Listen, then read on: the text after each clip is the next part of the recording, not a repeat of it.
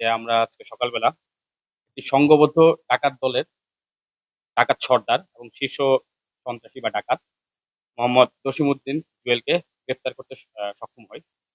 মূলত আমরা অপারেশনটা শুরু করি গতকাল থেকে।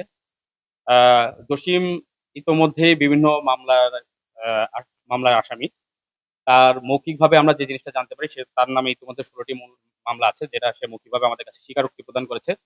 যদিও এ ব্যাপারে আমরা এখনো সঠিক তদন্ত করিনি। তো আমরা সঠিকভাবে বলতে পারছি না আসলে তার নামে কয়টি মামলা আছে।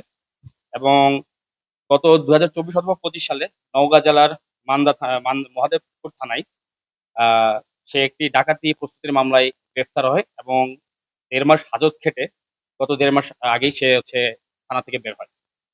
এবং বের হওয়ার পরপরই সে আবার ডাকাতি কার্যক্রম শুরু করে।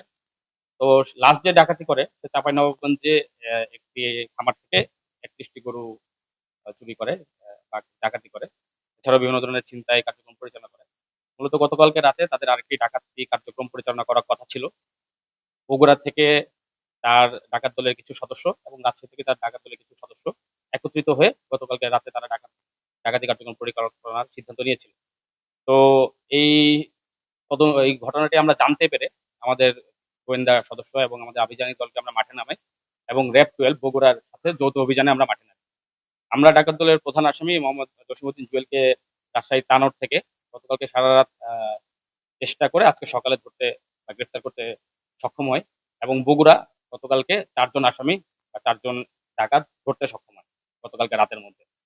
মোট ৫ জন ডাকাত দল সদস্যকে আমরা গ্রেফতার করি গতকাল রাত থেকে আজকে সকাল ৮ টার মধ্যে।